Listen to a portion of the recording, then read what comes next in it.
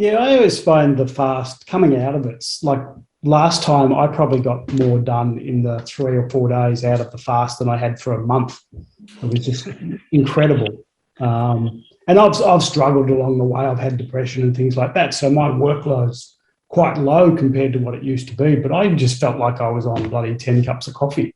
And it kind of also showed that I didn't need the coffee.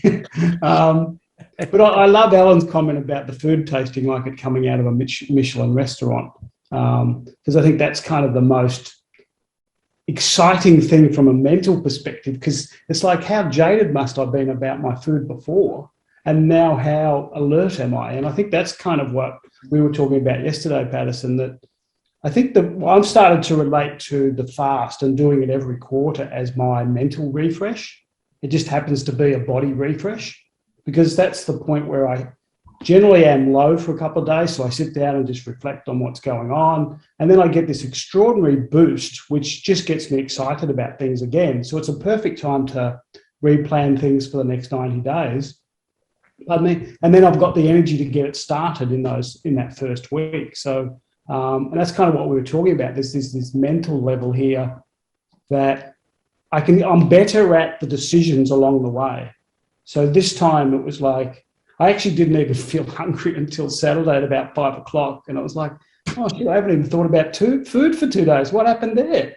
And it was quite extraordinary. And I think that's part of the emotional development, the mental toughness or resilience, or however you want to say it, and the ability just to cope with a little bit more adversity, just going, okay, all I have to do is, oh, okay, I'm hungry, I'll take some water now. And that's kind of how I can get through so many other things. And I've had a tough lot coming into this. I even emailed Patterson on Thursday night saying, no, I'm out. I can't cope with this right now. But I woke up Friday morning and I just said, well, all I have to do is not eat. And if I get hungry, I have some water. So I can actually cope with that. And if it gets really bad, the worst case scenario is, well, I'll walk into the kitchen, I'll open the fridge and I'll have something to eat.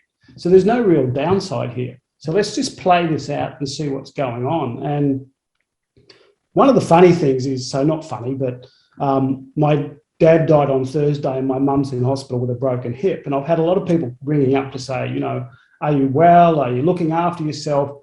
And the clincher is they all ask me, are you eating well?